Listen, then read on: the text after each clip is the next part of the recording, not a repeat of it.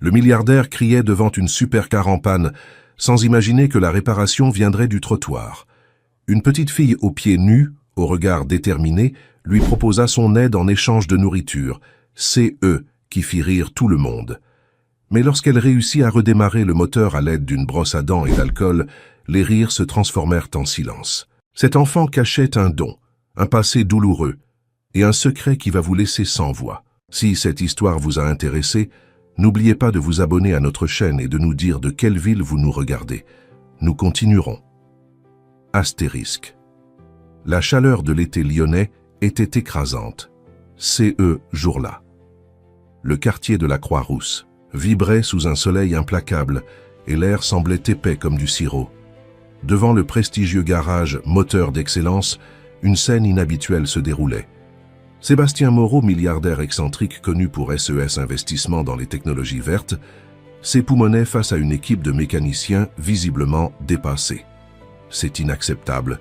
Cette voiture vaut plus que vos salaires. Combinée sur 10 ans, son bolide hybride, un prototype unique au monde, s'était immobilisé en plein centre-ville, provoquant un embouteillage monstre et attirant tous les regards.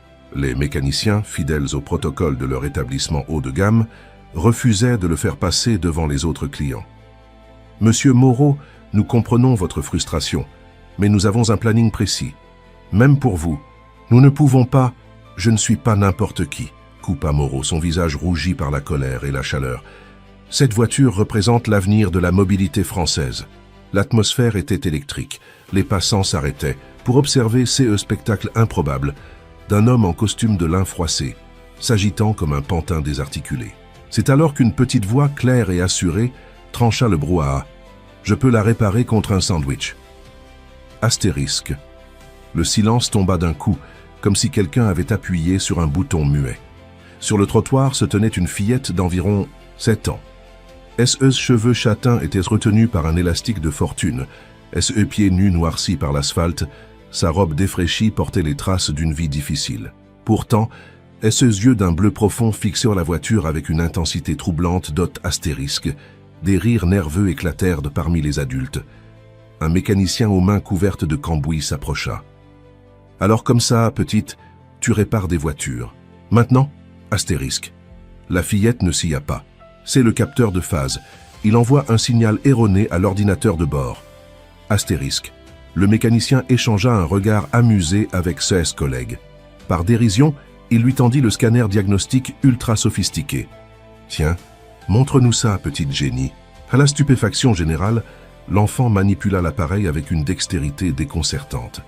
Elle connecta les fils, interpréta les codes d'erreur et hocha la tête.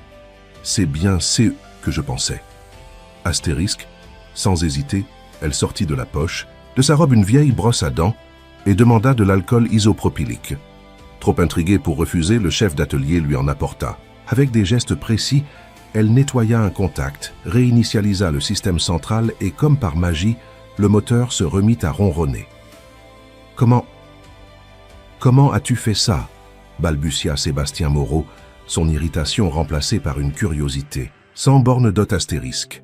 La fillette haussa les épaules. « Je les entends, les moteurs me parlent. »« Qui es-tu » demanda Moreau subjugué. « Élodie Dufresne. »« Eh bien, Élodie, je te dois une fière chandelle. Laisse-moi te récompenser. » Il sortit son portefeuille, prêt à en extraire un billet conséquent. La petite secoua la tête. « J'ai demandé un sandwich, au jambon et au fromage si possible, et un jus d'orange s'il vous plaît. » Astérisque. Cette simplicité désarçonna complètement. Le milliardaire. Il s'empressa d'envoyer son assistant chercher bien plus que le repas demandé. Pendant qu'Élodie dévorait son sandwich, assise sur les marches du garage, Moreau l'observait, fasciné. Un homme habitué à côtoyer les plus grands esprits de la tech mondiale, soudain captivé par une enfant des rues. « Où as-tu appris tout ça, Élodie ?» Astérisque entre deux bouchées, elle répondit simplement « Mon papa. Il disait que les moteurs ont une âme, qu'il faut savoir les écouter. » « Et où est-il, ton papa ?» Astérisque. Le visage d'Élodie s'assombrit. « Il n'est plus là. Il a eu un accident. Avec une voiture qu'il testait. » Astérisque. Une ombre passa dans les yeux de Moreau. « Et ta maman, partie quand j'étais bébé. Je vis avec mamie Mathilde sous le pont de la Guillotière. » Astérisque. Le milliardaire eut un mouvement de recul. Comment une enfant avec un tel don pouvait-elle vivre dans de telles conditions? La soirée était bien avancée désormais, et la vidéo de cette scène surréaliste, filmée par plusieurs passants, commençait déjà à faire le tour des réseaux sociaux. « La petite fée des moteurs de Lyon », titraient certains dots astérisques. 2 jours plus tard, alors qu'Élodie aidait sa grand-mère à préparer leur modeste repas sous le pont, un attroupement inhabituel se forma près de leur abri de fortune. Une femme, en larmes, tenait dans ses bras un enfant fiévreux. « S'il vous plaît. Notre voiture est tombée en panne et nous devons emmener mon fils à l'hôpital. Quelqu'un nous a dit qu'une petite fille ici pourrait... » Astérisque. Sans hésiter, Élodie s'approcha. Du SUV familial garé de travers sur le bas-côté. Elle posa sa main sur le capot, ferma les yeux un instant, puis demanda qu'on démarre le moteur. Au son, elle diagnostiqua immédiatement une défaillance de la pompe à carburant. Avec quelques outils rudimentaires qu'elle gardait précieusement, dans une boîte à chaussures, elle bricula une solution temporaire. « Ça vous permettra d'arriver à l'hôpital. Mais faites vérifier la pompe dès que possible. » Astérisque. La mère incrédule serra Élodie dans ses bras avant de filer vers les urgences pédiatriques. Un autre témoin filma la scène. Le lendemain matin, Élodie était devenue un phénomène viral.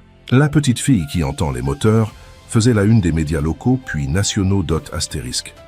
Dans les bureaux luxueux des automobiles Garneau, l'un des fleurons de l'industrie française, Philippe Garneau, PDG autoritaire et visionnaire froid, observait CES Vidéo avec un mélange de dédain et d'inquiétude. Son empire reposait sur des brevets sophistiqués et des systèmes propriétaires que seuls SES Garages agréés pouvaient entretenir. « Cette gamine est un coup marketing, rien de plus », déclara-t-il à son équipe de direction. « Nous ne devons pas laisser CES Histoire sentimentale détourner l'attention de la vraie ingénierie automobile. » Astérisque. Mais en privé, Garneau était troublé. Quelque chose dans le visage de cette fillette, dans sa façon de toucher les moteurs, lui rappelait un homme qu'il avait bien connu. Un homme brillant dont la disparition avait arrangé beaucoup de monde dans l'industrie. Un homme nommé Antoine Dufresne, astérisque. Pendant ces temps, Sébastien Moreau ne pouvait chasser Élodie de SES Pensée. Cette rencontre avait réveillé en lui des souvenirs enfouis, des rêves abandonnés au profit de la course au profit. Après une nuit d'insomnie, il prit sa décision. Il contacta son équipe juridique, son architecte SES Relations à la mairie de Lyon. 1 semaine plus tard, il se présenta sous le pont de la Guillotière, où Élodie et sa grand-mère luttaient contre les premiers froids d'automne. « J'ai une proposition à te faire, Élodie », annonça-t-il en s'accroupissant pour être à sa hauteur. « Je veux créer un endroit spécial, un lieu où tu pourras partager ton don, où d'autres enfants comme toi pourront apprendre. Je l'appellerai le garage du futur. Qu'en penses-tu » Astérisque. Les yeux d'Élodie s'illuminèrent, mais une ombre passa sur son visage. « Et mamie Mathilde ?»« Elle viendra aussi, bien sûr. Vous aurez un vrai toit, de vrais lits. » Astérisque. La vieille dame, dont les yeux commençaient à se voiler et l'esprit à s'égarer, serra la main de sa petite fille. « Ton père serait si fier, ma chérie. » Astérisque. Ce que personne ne savait encore, c'est que le garage du futur allait devenir bien plus qu'un simple atelier social. Il allait remuer des secrets enfouis depuis longtemps dans l'industrie automobile française. Des secrets que certains étaient prêts à tout pour garder sous silence astérisque. Dans sa chambre d'hôtel ce soir-là, Philippe Garneau fixait le plafond, incapable de trouver le sommeil. Sur sa table de nuit, une vieille photo montrait 2 hommes souriants devant un prototype de voiture de course. Lui-même, plus jeune, et Antoine Dufresne, le père d'Élodie. Au dos de la photo, une inscription à moitié effacée, « Le projet Phénix changera tout ». Astérisque Garneau se leva, déchira la photo et jeta les morceaux dans la corbeille. « Je ne te laisserai pas tout détruire, même à travers ta fille », murmura-t-il dans l'obscurité. 3 mois s'étaient écoulés depuis l'inauguration du garage du futur. L'ancien entrepôt désaffecté dans le quartier de Guerlande avait été métamorphosé en un espace lumineux où technologie de pointe et approche pédagogique innovante se mariaient parfaitement. De grandes baies vitrées laissaient entrer la lumière naturelle sur les établis impeccablement rangés. Au centre, Un atelier principal accueillait chaque jour des dizaines de jeunes des quartiers défavorisés de Lyon. Élodie s'épanouissait dans ce nouvel environnement. Vêtue d'une combinaison bleue à sa taille, son nom brodé sur la poitrine, elle passait ses journées entre les cours qu'elle recevait le matin et ceux qu'elle donnait l'après-midi. Car malgré son jeune âge, elle était devenue une véritable enseignante, capable d'expliquer les mystères des moteurs avec une clarté déconcertante. Tu vois, Lucas, quand le piston monte et descend, c'est comme quand tu respires, expliquait-elle à un garçon de 12 ans au regard méfiant. Le moteur respire aussi, et quand il a du mal à respirer, il te le dit. Comment ça, il me le dit? Demanda Lucas, intrigué malgré lui. Par les bruits qu'il fait. Écoute. Elle posa la main du garçon sur le bloc moteur en marche. Tu sens cette vibration. Elle n'est pas régulière. C'est comme si tu avais un hoquet. Astérisque. Le visage de Lucas s'illumina soudain. Je le sens. C'est vrai qu'il a un hoquet. Astérisque. Ces moments faisaient la fierté de Sébastien Moreau, qui avait installé son bureau dans une mezzanine surplombant l'atelier. De là-haut, il observait souvent Élodie, émerveillée par sa capacité à communiquer sa passion. Le garage du futur était devenu bien plus qu'un projet caritatif pour redorer son image. C'était devenu une mission personnelle d'Astérisque. Pourtant, comme à tout n'était pas rose. Chaque soir, après le départ des élèves et des formateurs, Élodie restait seule dans l'atelier.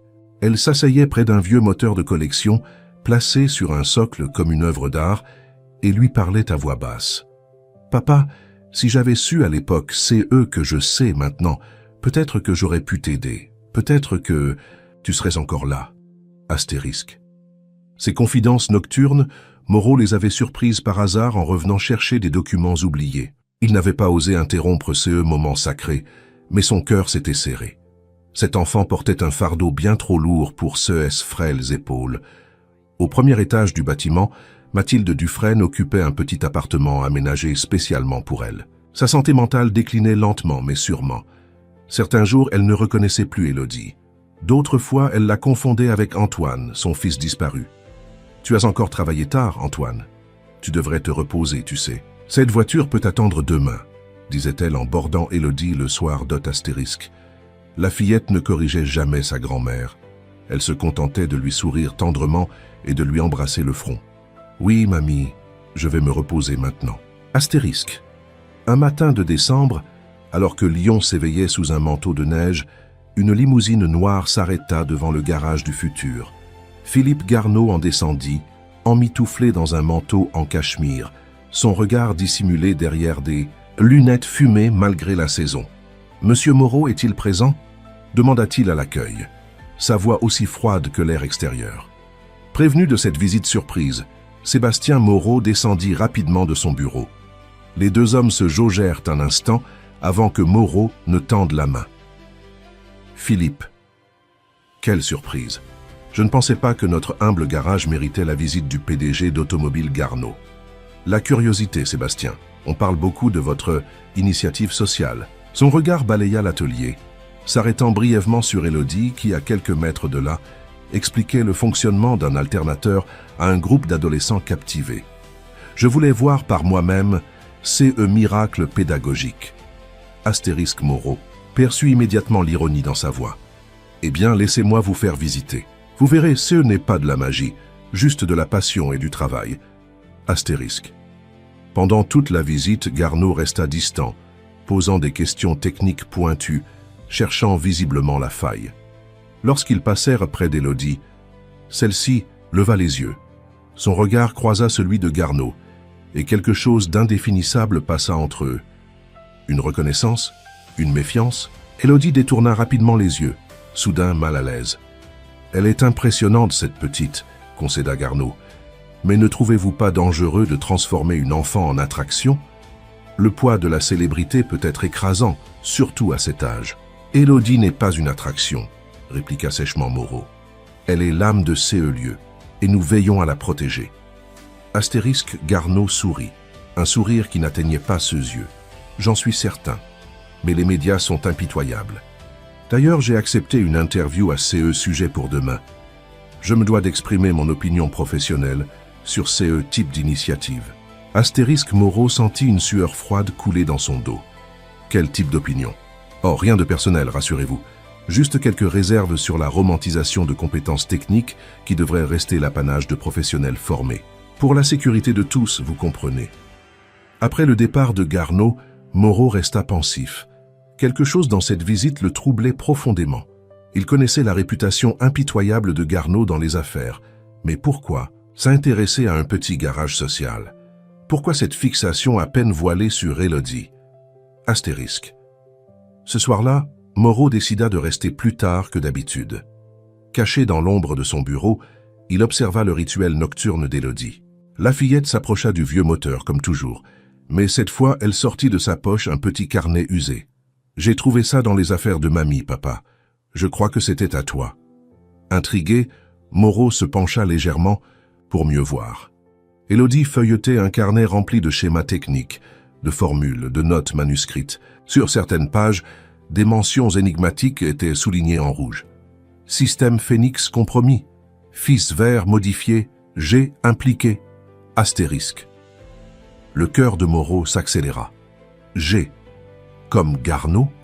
Était-ce possible que l'intérêt de Philippe pour le garage soit lié à quelque chose de bien plus personnel qu'une simple rivalité d'affaires? Astérisque. Ses réflexions furent interrompues par le bruit d'une chute. Élodie s'était précipitée vers l'escalier menant à l'appartement de sa grand-mère. « Mamie, mamie, qu'est-ce que tu fais ?» Astérisque Mathilde Dufresne, en chemise de nuit, dévalait maladroitement les marches, le regard hagard. « Je dois retrouver Antoine. Il m'a dit qu'il serait au garage. Il doit tester la voiture ce soir. » Élodie tenta de la calmer. « Mamie, il est tard. Rentrons nous coucher. »« Non !» cria la vieille dame avec une force surprenante. « Tu ne comprends pas. Ils vont lui faire du mal. Les hommes en costume, ils ont dit qu'ils allaient saboter sa voiture. » Astérisque. Un silence pesant tomba sur l'atelier. Élodie fixait sa grand-mère, le visage soudain très pâle. « Quels hommes, mamie? De quoi tu parles ?» Astérisque. Mais Mathilde semblait déjà avoir oublié ces « eux » qu'elle venait de dire. Son regard redevint vague, perdu dans un temps que seule elle pouvait voir. « Antoine, tu es rentré? J'ai préparé ton plat préféré. » Astérisque.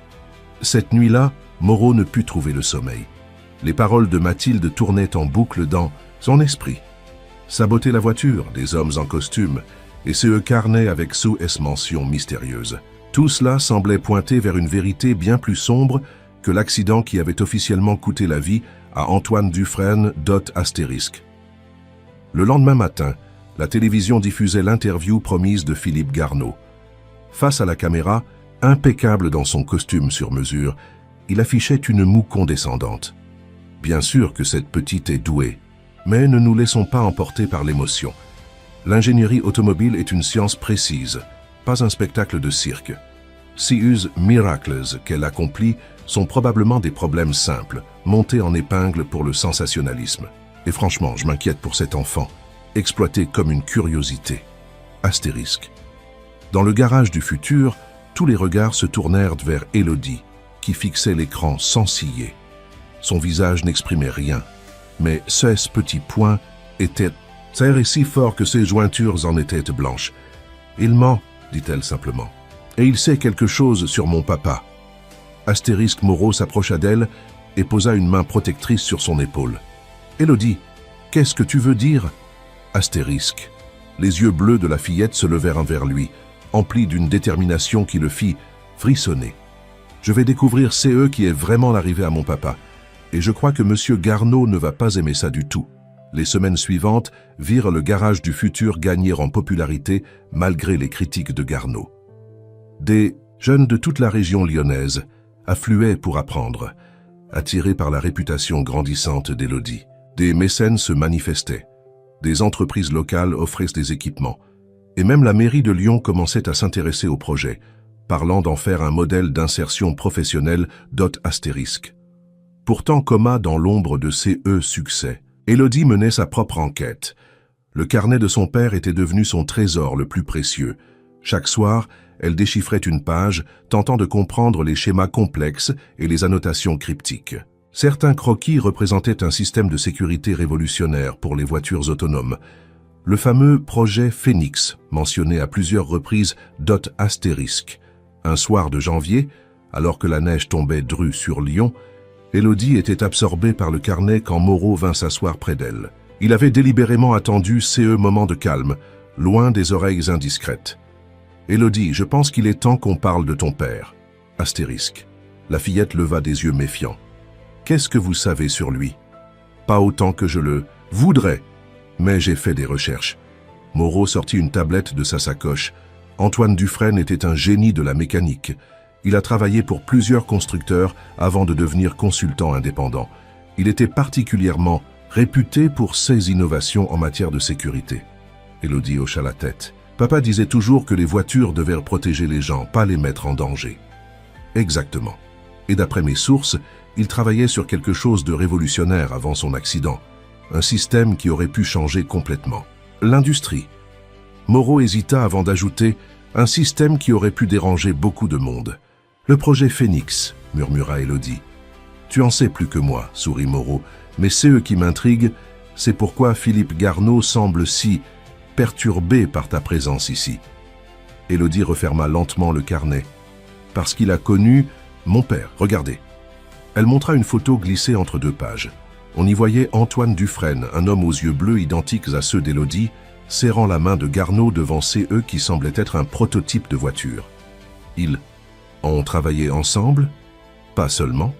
Papa m'a raconté qu'ils étaient amis avant. Ils ont étudié ensemble à l'école centrale. Mais ils se sont disputés à cause d'une invention. Astérisque Moreau examina la photo plus attentivement. La tension entre les deux hommes était palpable, malgré leur sourire de façade. Et tu penses que cette dispute pourrait avoir un lien avec l'accident de ton père? Élodie ne répondit pas immédiatement. Elle semblait peser le pour et le contre de CE qu'elle s'apprêtait à révéler. Ce n'était pas un accident, dit-elle finalement. Du moins, papa ne le croyait pas. Dans son carnet, il écrit qu'il avait peur, que quelqu'un voulait l'empêcher de finir le projet Phénix. Astérisque, le sang de Moreau se glaça. Les implications de CE que disait cet enfant étaient graves, potentiellement dangereuses. Si Antoine Dufresne avait été volontairement mis hors d'état de nuire, Élodie, ces accusations sont très sérieuses. Nous ne pouvons pas... Je ne fais pas d'accusation, l'interrompit-elle.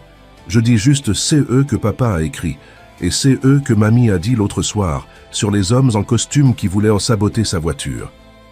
Astérisque Moreau se passa une main sur le visage. Il se sentait soudain impliqué dans quelque chose qui le dépassait largement. D'accord, admettons que ton père ait eu raison de s'inquiéter. Qu'est-ce que tu comptes faire avec CES Informations? Astérisque. Les yeux d'Élodie s'illuminèrent d'une détermination qui semblait incongrue sur un visage si jeune. Je veux terminer. C'est eux qui l'a commencé. Le projet Phénix. Je veux montrer au monde que papa avait raison. Mais Élodie, tu n'as que 7 ans. 8 la semaine prochaine, corrigea-t-elle, avec un sérieux qui fit presque sourire Moreau malgré la gravité de la situation. Et j'ai compris la plupart des schémas. Il manque juste quelques pièces du puzzle. Astérisque Moreau était partagé. Une part de lui voulait protéger cet enfant de CE qui ressemblait à une dangereuse obsession. Une autre était fascinée par sa détermination et intriguée par CE mystérieux projet Phénix. Qu'avait donc inventé Antoine Dufresne qui valait qu'on le réduise au silence? Écoute, dit-il finalement, je vais t'aider, mais à 2 conditions. Premièrement, nous gardons tout cela entre nous pour l'instant. Et deuxièmement, tu me promets de ne pas prendre de risques inutiles. Élodie tendit sa petite main. Marché conclu, astérisque. Ce pacte scellé dans le secret d'un atelier endormi allait changer bien des destins, dot astérisque. Le lendemain matin, une surprise attendait l'équipe du garage du futur. Émilie Rousseau, une brillante ingénieure que Moreau avait recrutée, comme formatrice accueillit un nouveau venu. « Je vous présente Théo Maillard », annonça-t-elle. « Il a 16 ans et vient de l'Institut technique de la Duchère. Il a obtenu une bourse pour rejoindre notre programme. » Astérisque. Le jeune homme, grand et dégingandé, au visage constellé de taches de rousseur, semblait mal à l'aise sous les regards, curieux. Son uniforme impeccable contrastait avec son attitude nerveuse. « Bienvenue, Théo », le salua chaleureusement Moreau. « Tu vas te plaire ici, j'en suis sûr. » Astérisque. Mais c'est eux fut vers Élodie que le garçon se tourna, comme attiré par un aimant. « C'est un honneur de te rencontrer, » dit-il avec une sincérité désarmante. « J'avais vu toutes tes vidéos. Tu m'as inspiré pour postuler ici. Élodie, peu habituée aux compliments, rougit légèrement. Tu connais déjà la mécanique? Un peu. Mon père travaillait chez Renault avant qu'il ne doive arrêter. Il m'a appris quelques trucs. Astérisque. Quelque chose dans la façon dont Théo évitait de parler de son père éveilla l'intérêt d'Élodie. Elle sentait en lui une douleur familière, celle des enfants à qui on a arraché un parent trop tôt. Les jours suivants, une complicité naturelle s'installa entre Élodie et Théo. Malgré leurs différences d'âge, ils partageaient une passion commune et un respect mutuel qui impressionnait l'équipe pédagogique. Théo apportait SES connaissances théoriques apprises à l'Institut, tandis qu'Élodie partageait son intuition mécanique hors du commun astérisque. Un après-midi, alors qu'ils travaillaient ensemble sur un vieux moteur diesel, Théo fit une découverte qui allait accélérer leur enquête. « Élodie, regarde ça !» Il pointait vers un recoin obscur de l'atelier, derrière une étagère rarement utilisée. « Il y a quelque chose qui brille. » Intriguée, Élodie se faufila dans l'espace étroit. Esseuses petites mains palpèrent le mur et sentirent une aspérité. En grattant la peinture écaillée, elle découvrit une petite trappe métallique, comme une boîte aux lettres miniature encastrée dans le mur. « Qu'est-ce que c'est ?» demanda Théo, excité par leur trouvaille. Élodie examina la serrure. « Je ne sais pas, mais ça a l'air ancien. Ce bâtiment était quoi avant de devenir le garage du futur? Un entrepôt, je crois. Mais avant ça... Attends, je vais chercher. » Théo sortit son smartphone et effectua une recherche rapide. Voilà, c'était un atelier de maintenance pour les tramways dans les années 60, puis il a été reconverti en garage automobile dans les années 80, avant d'être abandonné en 2010. Un garage automobile, murmura Élodie, pensive. Une idée folle lui traversa l'esprit. Théo, aide-moi à ouvrir cette trappe. À eux deux, armés d'un tournevis et d'une pince, ils parvinrent à forcer la serrure rouillée. À l'intérieur se trouvait une boîte, métallique hermétiquement fermée. Élodie la sortit avec précaution, comme si elle manipulait un trésor inestimable. « On devrait peut-être prévenir Monsieur Moreau, suggéra Théo, soudain nerveux. Élodie secoua la tête. « Pas encore. Ouvrons-la d'abord. » Astérisque. La boîte contenait plusieurs objets soigneusement emballés dans du tissu huilé, un disque dur externe, une clé USB et une enveloppe jaunie sur laquelle était écrit « Pour Élodie, quand elle sera prête ». Les mains tremblantes, Élodie ouvrit l'enveloppe. À l'intérieur, une lettre manuscrite et une clé métallique étrange, qui ne ressemblait à aucune clé conventionnelle. « C'est l'écriture de papa », murmura-t-elle, la gorge serrée. Théo posa une main réconfortante sur son épaule. « Tu veux que je te laisse ?»« Non, reste s'il te plaît. » Astérisque. Elle commença à lire à voix haute. « Ma petite Élodie, si tu lis ces mots, c'est que tu as suivi les indices et que tu as trouvé ma cachette.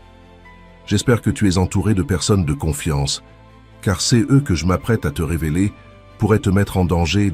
Astérisque. Le projet Phénix n'est pas seulement un système de sécurité. C'est une révolution éthique. J'ai créé un algorithme capable de prendre des décisions morales en cas d'accident inévitable, tout en privilégiant toujours la vie humaine. Mais certains voudraient utiliser cette technologie à d'autres fins moins nobles. Astérisque. La clé jointe ouvre un coffre à la banque. Crédit Lyonnais, agence de la Part-Dieu. Tu y trouveras la dernière pièce du puzzle. Mais sois prudente, cherche les fils verts. Ils racontent toujours la vérité. Je t'aime, ma petite mécanicienne. Tu es ma plus belle création.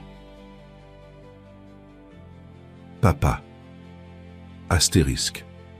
Un silence pesant s'installa. Élodie fixait la lettre, les larmes aux yeux mais le visage déterminé. Théo semblait profondément troublé. Élodie, c'est plus gros que c'est eux que je pensais. On devrait vraiment en parler à un adulte. Oui, acquiesça-t-elle finalement. À un monsieur Moreau, mais personne d'autre. Astérisque. Ce qu'ils ignoraient, c'est que leur découverte avait été observée. Dans un coin de l'atelier, une caméra de sécurité récemment installée avait tout enregistré. Et dans un bureau luxueux du centre de Lyon, Philippe Garneau visionnait les images, le visage déformé par une colère froide. « Alors tu as laissé des traces, Antoine », murmura-t-il en se servant un verre de whisky. « Je me doutais bien que Tu ne partirais pas sans te battre. Astérisque. Il saisit son téléphone et composa un numéro. C'est moi. Nous avons un problème. La fille a trouvé quelque chose. Oui, au garage. Non, pas encore, mais ça ne saurait tarder. Occupez-vous-en. Discrètement, Astérisque tandis qu'il raccrochait, un éclair illumina son bureau, suivi du grondement lointain du tonnerre. Une tempête se préparait sur Lyon, à plus d'un titre d'hôte. La pluie battante transformait les rues de Lyon en rivières tumultueuses. L'eau s'infiltrait partout, charriant des débris, testant la résistance des canalisations centenaires de la ville. Cette nuit-là, le garage du futur était plongé dans l'obscurité, à l'exception d'une lueur vacillante qui s'échappait du bureau de Sébastien Moreau. À l'intérieur, 3 silhouettes étaient penchées sur la mystérieuse boîte découverte par Élodie et Théo. Le disque dur avait été connecté à un ordinateur sécurisé isolé du réseau. Des lignes de code défilaient sur l'écran, tandis que Moreau, les traits tirés par la concentration, tentait de faire sens de CES données cryptiques. « C'est un travail remarquable », murmura-t-il avec admiration. « Ton père était vraiment en avance sur son temps, Élodie. » Astérisque. La fillette, assise sur une chaise trop grande pour elle, observait l'écran avec intensité. « Qu'est-ce que ça fait exactement, CE Projet Phénix ?» Astérisque Moreau se frotta les yeux. « D'après CE que je comprends, c'est un système d'intelligence artificielle éthique pour les véhicules autonomes. En cas d'accident inévitable, il prend des décisions basées sur la préservation de la vie humaine, mais pas seulement. » « Comment ça, pas seulement ?» intervint Théo qui prenait des notes frénétiques. La plupart des algorithmes actuels sont programmés pour minimiser les pertes humaines, point final. Mais celui de ton père, Élodie, intègre des considérations éthiques bien plus complexes. Il évalue la situation dans son ensemble, l'âge des personnes impliquées, leur état de santé, les probabilités de survie, mais aussi les impacts psychologiques potentiels, les conséquences à long terme. Comme un médecin qui doit choisir qui sauver en premier, compléta Théo. Exactement, mais à une vitesse infiniment plus rapide et avec une objectivité que l'humain ne peut pas avoir dans l'urgence. Élodie fronça les sourcils. Et c'est pour ça que des gens voudraient empêcher que CE système existe? Astérisque Moreau hésita. Comment expliquer à une enfant les enjeux économiques et politiques d'une telle innovation? C'est compliqué, Élodie. CE système rendrait obsolètes beaucoup de technologies actuelles. Des technologies qui rapportent beaucoup d'argent à certaines entreprises, comme celle de M. Garneau. Possiblement. Moreau n'osait pas formuler à voix haute ce soupçon grandissant. Mais CE qui m'inquiète, c'est cette mention des fils vers dans la lettre de ton père. Je ne comprends pas à quoi ça fait référence. Astérisque. Un éclair particulièrement violent illumina la pièce, suivi presque immédiatement d'un coup de tonnerre assourdissant. Les lumières vacillèrent, puis s'éteignirent complètement. L'ordinateur, branché sur un onduleur, continua de fonctionner dans l'obscurité soudaine. « Je vais vérifier le disjoncteur », annonça Moreau en saisissant une lampe torche. À peine avait-il quitté la pièce qu'un bruit sourd résonna à l'étage inférieur comme un objet lourd qui tombe. Élodie et Théo échangèrent un regard inquiet. « Quelqu'un est dans le garage », chuchota Théo. Élodie, sans hésiter, se dirigea vers la fenêtre du bureau qui donnait sur l'atelier principal. Dans la pénombre, elle distingua des silhouettes qui se déplaçaient furtivement entre les établis. « Il faut prévenir Monsieur Moreau », souffla -T-L. Astérisque. Mais Théo, qui avait rejoint Élodie à la fenêtre, la retint par le bras. « Attends, regarde c'est eux qu'ils font. » Astérisque. Les intrus semblaient chercher quelque chose de précis. Leurs lampes balayaient méthodiquement chaque recoin, s'attardant sur les zones de stockage, les classeurs, les ordinateurs. « Ils cherchent la boîte », réalisa Élodie. « Ils savent qu'on l'a trouvée. » Astérisque. Un frisson glacé parcourut son échine. Ces hommes n'étaient pas de simples cambrioleurs. Ils étaient là pour le projet Phénix, pour effacer les dernières traces de l'œuvre de son père. « Il faut sortir d'ici », décida Théo. « Tout de suite. » Astérisque, il débrancha précipitamment le disque dur et le fourra dans son sac à dos avec la clé USB et la lettre. Élodie récupéra l'étrange clé métallique et la glissa dans la poche de son jean. « Par où on sort ?» demanda-t-elle, soudain, consciente que les escaliers principaux les mèneraient droit vers les intrus. Théo réfléchit rapidement. L'escalier de service à côté de la cuisine. Il mène directement à l'arrière du bâtiment. Astérisque. Se déplaçant aussi silencieusement que possible, les deux enfants quittèrent le bureau et longèrent le couloir obscur. Le bruit de la pluie couvrait leurs pas. Arrivés à l'escalier de service, ils descendirent les marches avec précaution, chaque craquement du vieux bois les faisant sursauter astérisque.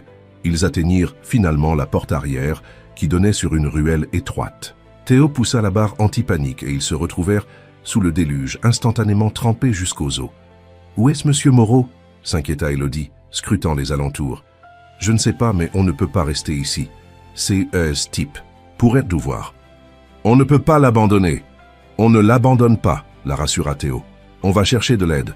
Je connais un endroit où on sera en sécurité, pas loin d'ici. » À contre-cœur, Élodie suivit Théo dans les ruelles, détrempées de guerlands. La pluie formait un rideau opaque autour d'eux, réduisant leur visibilité à quelques mètres.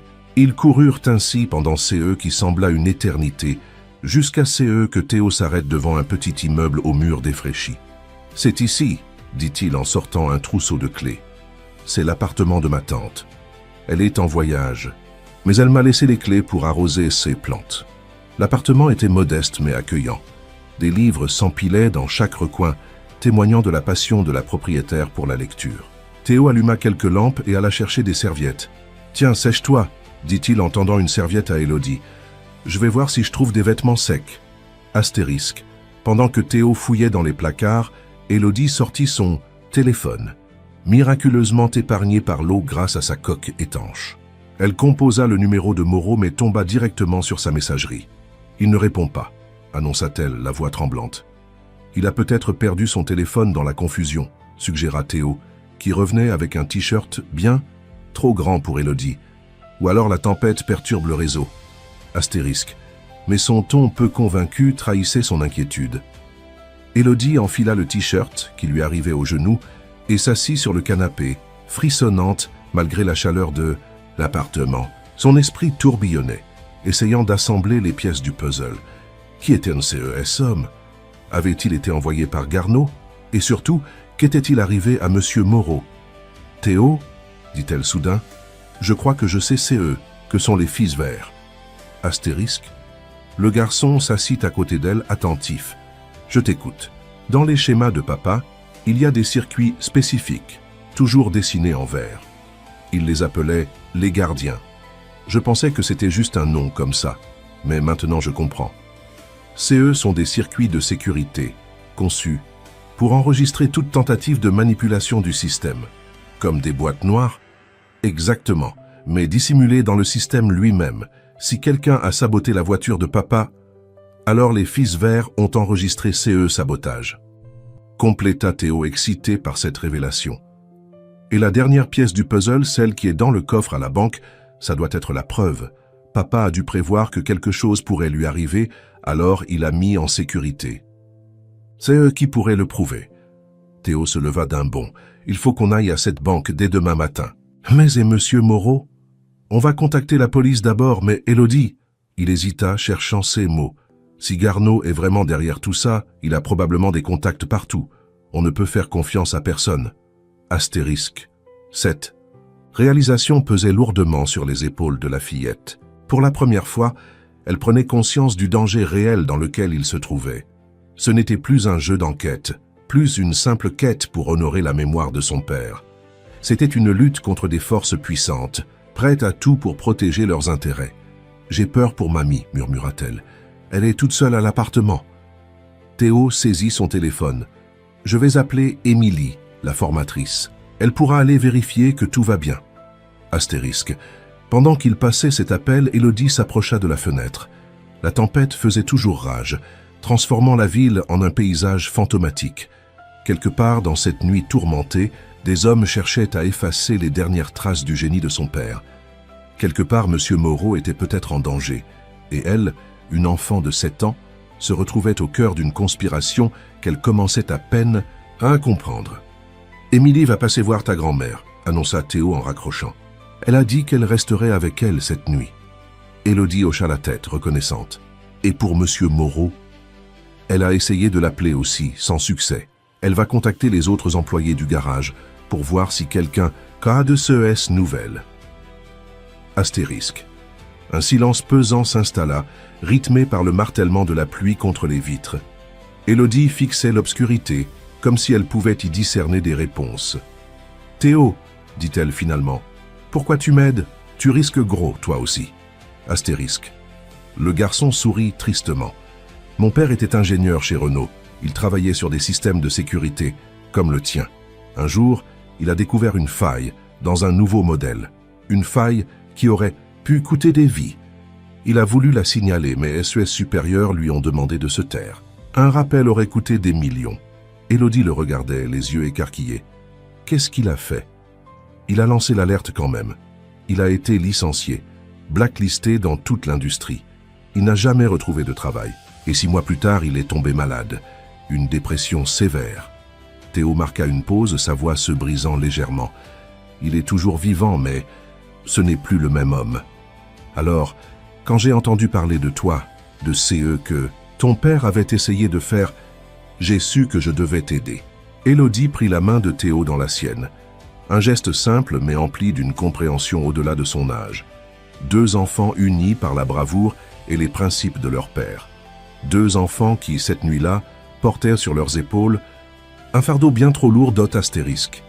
Au loin, un nouvel éclair déchira le ciel, illuminant brièvement leurs visages résolus. La tempête finirait par passer. Mais le combat, lui, ne faisait que commencer. Aube se levait timidement sur Lyon, dévoilant l'étendue des dégâts causés par la tempête nocturne. Des branches jonchaient les trottoirs, des poubelles renversées, déversèrent leur contenu dans les caniveaux engorgés, et quelques vitrines n'avaient pas résisté à la violence des bourrasques. Mais pour Élodie et Théo qui observaient ce spectacle depuis la fenêtre de l'appartement, CES destruction semblait presque insignifiante comparée à l'ouragan qui bouleversait leur vie. Toujours pas de nouvelles de Monsieur Moreau, annonça Théo en raccrochant son téléphone. Émilie dit que personne ne l'a vu depuis hier soir. Élodie serra les poings. Une part d'elle voulait se précipiter au garage pour le chercher, mais elle savait que CE serait imprudent. Et « Mamie, elle va bien, elle a passé une bonne nuit. » Émilie lui a dit que tu étais à une soirée pyjama chez une amie du garage. Astérisque. Cette petite normalité dans le chaos apporta un léger réconfort à Élodie. Elle s'éloigna de la fenêtre et revint vers la table de la cuisine, où était étalé le contenu du disque dur de son père. Théo avait passé une partie de la nuit à analyser les données, imprimant les schémas les plus importants sur l'imprimante de sa tante. « Alors, CES fils vert, reprit Théo. D'après CE, que j'ai compris, ton père les a intégrés dans chaque composant critique du projet Phénix, comme une sorte de signature inviolable. Une signature qui prouve l'authenticité du système, acquiesça Élodie, mais aussi qui enregistre toute modification non autorisée. Exactement. Et regarde ça. Théo pointa un schéma particulièrement complexe. Ce circuit spécifique, il est présent dans le système de contrôle principal de la voiture prototype, celle que ton père testait quand... Astérisque. Il s'interrompit, conscient de la sensibilité du sujet. Quand il a eu son accident, compléta doucement Élodie, tu peux le dire. Pardon. Oui, CE circuit aurait dû enregistrer toute anomalie. Si quelqu'un a délibérément saboté la voiture, les fils verts l'ont forcément détecté. Élodie examina le schéma, ses yeux suivant les tracés complexes avec une aisance surprenante pour son âge. Mais pour récupérer CES données, il faudrait avoir accès à l'épave de la voiture, et je ne sais même pas où elle se trouve. Astérisque 1. Silence s'installa, lourd des implications de cette impasse. Puis Théo se redressa soudainement, comme frappé par une révélation. « La clé !» s'exclama-t-il. « La clé du coffre à la banque. Ton père a dit que la dernière pièce du puzzle s'y trouvait. Peut-être qu'il a réussi à récupérer les données des fils verts avant l'accident, ou peut-être qu'il avait prévu un système de sauvegarde à distance. » L'espoir ranima le regard d'Élodie. « La banque ouvre à quelle heure ? 9 heures. Mais comment va-t-on faire ? Ils ne laisseront jamais 2 enfants accéder à un coffre-fort. » C'était un problème épineux. Élodie réfléchit intensément. Puis son visage s'éclaira. « Je sais qui peut nous aider. » Astérisque. Elle composa un numéro sur son téléphone, mit le haut-parleur et attendit. Après quelques sonneries, une voix féminine, chaude et légèrement enrouée répondit. « Allô ? Madame Beaumont ? C'est Élodie Dufresne. Élodie, ma chérie, comment vas-tu? Ça fait un moment que je ne t'ai pas vue au garage. Astérisque Claire. Beaumont était l'une des premières mécènes du garage du futur, une avocate réputée qui avait été touchée par l'histoire d'Élodie et avait offert SES Services Juridiques gratuitement pour structurer le projet. J'ai besoin de votre aide. Madame Beaumont. C'est très important et un peu compliqué. Astérisque. Il y eut un bref silence à l'autre bout de la ligne. Je t'écoute, Élodie. Astérisque. Avec une clarté remarquable, Élodie expliqua la situation. La découverte de la boîte, la lettre de son père, le mystérieux projet Phénix, les intrus au garage, la disparition de Moreau et enfin le coffre à la banque qu'il devait absolument ouvrir. Élodie, dit finalement Claire, la voix grave, c'est eux que tu me racontes est très sérieux. Si c'est eux que tu dis est vrai, tu pourrais être en danger. Je sais, mais je dois continuer pour papa. Astérisque. Un soupir résonna dans le téléphone. Je comprends. Écoute, ne bouge pas de là où tu es. Je viens vous chercher, toi et ton ami. Je serai là dans 20 minutes. Et Élodie? Oui? Ne parle de ceci à personne d'autre. Absolument personne. Astérisque. La communication se termina, laissant Élodie et Théo dans un silence chargé d'appréhension et d'espoir mêlés. Claire Beaumont fut ponctuelle. Sa berline de luxe se gara discrètement devant l'immeuble. Grande, élégante malgré l'heure matinale, vêtue d'un tailleur impeccable, elle avait cette présence qui inspirait naturellement confiance et respect. « Montez », dit-elle, simplement en ouvrant la portière arrière. Une fois les enfants installés, elle démarra sans poser de questions. Ce n'est qu'après plusieurs minutes de conduite silencieuse qu'elle parla enfin. « J'ai toujours su qu'Antoine travaillait sur quelque chose d'important, dit-elle, les yeux fixés sur la route. Nous étions amis, tu sais. Avant même ta naissance, Élodie. Il me parlait souvent de ces projets, mais ce dernier temps, il était devenu plus secret, plus anxieux. Vous le connaissiez bien? Demanda Élodie, surprise. Assez pour savoir qu'il n'était pas du genre à avoir un simple « accident ». Antoine était méticuleux, presque maniaque quand il s'agissait de sécurité. Claire s'arrêta à un feu rouge et se tourna vers Élodie. J'ai essayé de lancer une enquête plus approfondie après sa disparition, mais je me suis heurté à des murs, des dossiers classés, des témoins qui se rétractaient. J'ai fini par abandonner, par respect pour ta grand-mère qui voulait tourner la page. Astérisque. Le feu passa au vert et la voiture s'élança de nouveau dans les rues, encore peu fréquentées de Lyon. Madame Beaumont, intervint Théo, vous pensez que Philippe Garneau pourrait être impliqué? Astérisque Claire resta silencieuse un moment.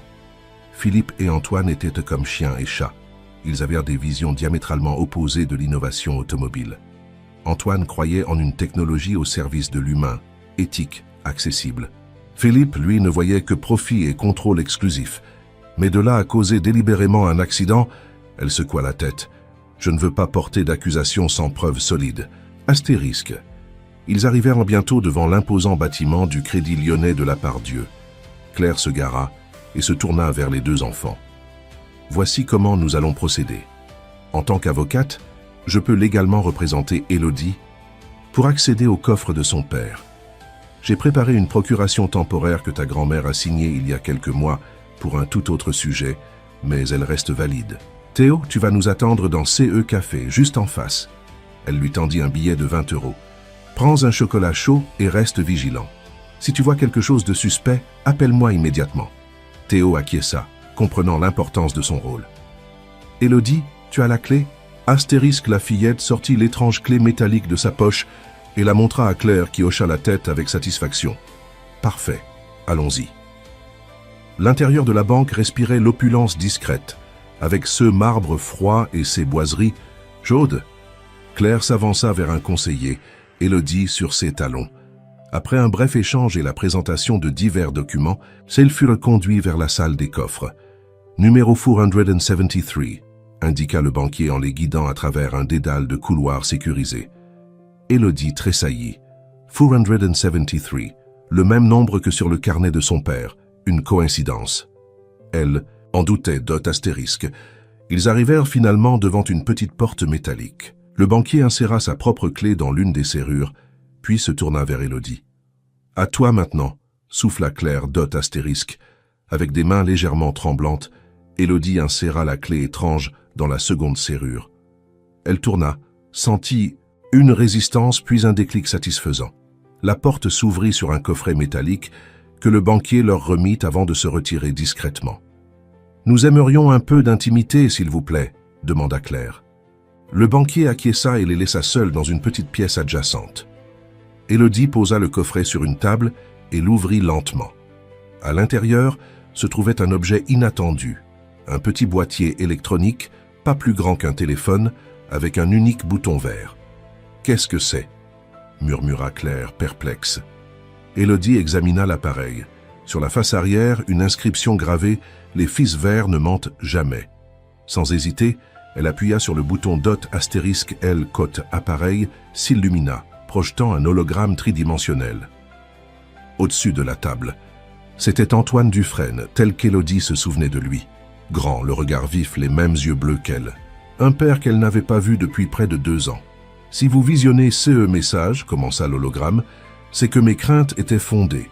Je m'appelle Antoine Dufresne, et ces E que je m'apprête à révéler pourraient bouleverser l'industrie automobile mondiale. » L'hologramme commença à expliquer en détail le projet Phénix, son fonctionnement, SES implications éthiques. Puis le ton changea, devint plus grave. J'ai récemment découvert que certaines personnes haut placées chez Automobile Garneau tentaient de s'approprier mon travail. Pas pour l'utiliser comme je l'ai conçu, mais pour le pervertir, transformer.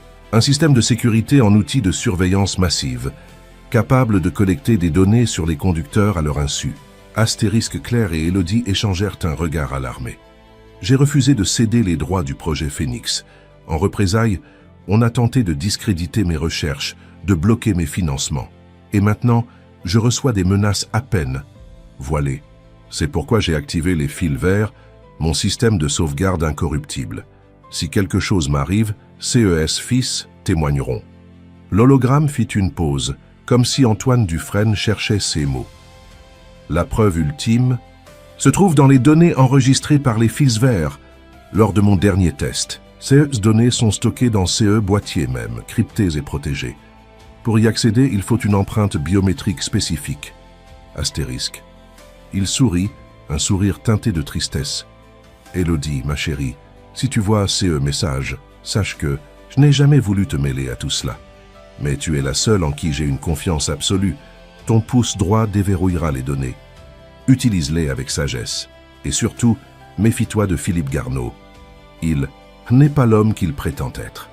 L'hologramme se figea sur l'image d'Antoine, puis disparut, laissant la pièce dans un silence pesant. Élodie fixait l'endroit où l'image de son père s'était tenue quelques secondes plus tôt, les joues striées de larmes silencieuses. Claire posa une main réconfortante sur son épaule. « Élodie, ton père était un homme courageux, et il avait raison de te faire confiance. » Astérisque. La fillette essuya ses larmes d'un revers de main et prit une profonde inspiration. Avec détermination, elle posa son pouce droit sur le boîtier. Un voyant vert s'alluma et une clé USB se déverrouilla sur le côté de l'appareil. « Voilà les preuves », murmura-t-elle en extrayant délicatement la clé. « Maintenant, il faut retrouver Monsieur Moreau et exposer la vérité. » Astérisque. Mais au moment où elle s'apprêtait à quitter la pièce, le téléphone de Claire vibra. C'était un message de Théo. Homme suspect devant la banque, costume noir. L'un d'eux ressemble à l'assistant de Garneau. Sortez par l'arrière. Astérisque Claire et Élodie échangèrent un regard alarmé. Ils étaient piégés. Restez calme, murmura Claire en glissant le boîtier et la clé USB dans son sac à main. Il y a forcément une autre issue.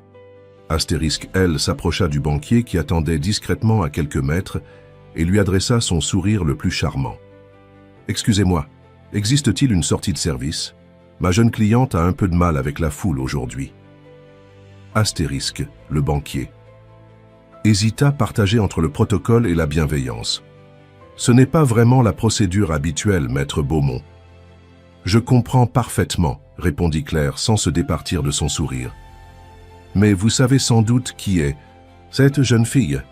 Élodie Dufresne, la petite fée des moteurs dont tout Lyon parle. Elle est très sollicitée par les médias CES temps-ci et nous essayons de lui éviter ce genre d'attention. » Astérisque. Le regard du banquier s'éclaira en reconnaissant Élodie. « Oh, bien sûr, ma fille est fan de vous, mademoiselle. Elle a même demandé un kit de mécanicienne pour son anniversaire grâce à vous. » Élodie offrit un sourire timide, jouant parfaitement son rôle. « Merci, monsieur. C'est gentil. »« Eh bien, » céda le banquier, « nous avons effectivement une sortie réservée au personnel. Je peux vous y conduire exceptionnellement. » Bastérisque. Quelques minutes plus tard, Claire et Élodie émergèrent dans une ruelle étroite derrière la banque. Le ciel s'était de nouveau couvert, menaçant d'une nouvelle averse. Claire sortit son téléphone pour contacter Théo. « Nous sommes sortis. Où es-tu »« Toujours au café, » répondit le garçon à voix basse. « Ils sont 4, 2 à l'entrée principale, 2 qui font le tour du bâtiment. Ils ont l'air de chercher quelqu'un. Ne bouge pas, on vient te chercher. » Astérisque Claire réfléchit rapidement. Sa voiture était garée devant la banque, impossible d'y accéder sans se faire repérer. « Élodie, nous allons prendre un taxi jusqu'à la place Bellecour. De là, nous trouverons un moyen de récupérer Théo discrètement. » Un astérisque, elles s'éloignèrent rapidement, longeant les murs jusqu'à une rue plus passante où Claire héla un taxi. Une fois à l'intérieur, Élodie laissa échapper un soupir de soulagement. « Comment nous ont-ils trouvés ?» demanda-t-elle. Le front plissé par l'inquiétude. Claire secoua la tête. « Je ne sais pas. Peut-être ont-ils surveillé la banque depuis que ton père y a déposé le coffret. Ou peut-être... » Elle s'interrompit, une pensée troublante traversant son esprit. « Peut-être quoi ?» insista Élodie. « Peut-être y a-t-il une taupe, quelqu'un qui nous surveille de l'intérieur du garage du futur. » Astérisque. Cette possibilité jeta un froid. L'idée que quelqu'un en qui ils avaient confiance puisse les trahir était douloureuse à envisager d'astérisque. Le taxi les déposa place Bellecour, grouillante de touristes et de Lyonnais profitant de l'accalmie entre deux averses. Claire guida Élodie jusqu'à un café à la terrasse abritée, d'où elle pouvait observer les alentours sans être trop visible. « Maintenant, réfléchissons à un plan pour récupérer Théo, » dit Claire en commandant 2 chocolats chauds. Élodie sortit son téléphone et envoya un message cryptique à Théo. « Opération Phénix en cours, RDV ONI selon plan B. » Astérisque Claire haussa un sourcil interrogateur. « C'est un code qu'on a établi hier soir, » expliqua Élodie. « Le NID, c'est le petit square derrière le café où il se trouve. Et le plan B, ça veut dire qu'il doit sortir par les toilettes qui donnent sur l'arrière du bâtiment. »« Impressionnant, » sourit Claire. « Vous avez pensé à tout. » Papa disait toujours qu'il faut prévoir plusieurs issues de secours. Astérisque. La réponse de Théo ne tarda pas. Phénix en volume. Tant minutes. Astérisque. Les 10 minutes suivantes semblèrent s'étirer indéfiniment. Élodie fixait sa tasse de chocolat refroidissant, l'esprit tourmenté par trop de questions sans réponse. Qui avait sabordé la voiture de son père? Qu'était-il arrivé à Monsieur Moreau? Et surtout, comment allait-il utiliser les preuves du boîtier pour faire éclater la vérité? « Il est là », chuchota soudain Claire. Théo venait d'apparaître, à l'angle de la place, l'air désinvolte mais les yeux constamment en mouvement, scrutant les alentours avec méfiance. Il repéra Élodie et Claire et les rejoignit calmement, comme s'il retrouvait simplement des amis pour un goûter. « Mission accomplie », dit-il en s'asseyant. « J'ai réussi à les semer, mais ils sont tenaces. L'un d'eux avait même une photo de toi sur son téléphone, Élodie. Qu'avez-vous trouvé à la banque ?» demanda-t-il après avoir commandé un jus de quote orange astérisque. Claire lui résuma leur découverte. L'hologramme d'Antoine, SES avertissement, les preuves cryptées sur la clé USB. « Il faut qu'on regarde CE qu'il y a sur cette clé, » décida Théo. « Mais pas ici. On a besoin d'un endroit sûr. »« Mon bureau serait trop évident, » réfléchit Claire. « Et retourner au garage du futur est trop risqué pour l'instant. »« Je sais où on peut aller, » intervint Élodie, une lueur de détermination dans le regard. « Chez professeur Lombard. » Astérisque Claire et Théo la regardèrent avec surprise. « Laurent Lombard. Le spécialiste en intelligence artificielle ?» demanda Claire. Élodie acquiesça. C'était le mentor de papa à l'université. Ils sont restés proches. Il venait dîner chez nous parfois avant l'accident. Il a toujours été gentil avec moi. Et surtout, il déteste Philippe Garneau. Il l'a recalé à un examen important quand ils étaient étudiants et Garneau ne le lui a jamais pardonné.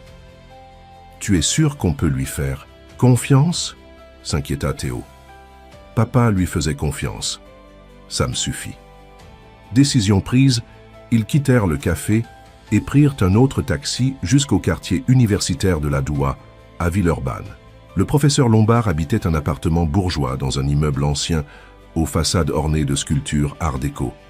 Claire sonna à l'interphone. « Oui », répondit une voix grave et légèrement irritée. « Professeur Lombard ? C'est Claire Beaumont, avocate. Je suis avec Élodie Dufresne, la fille d'Antoine. » Astérisque.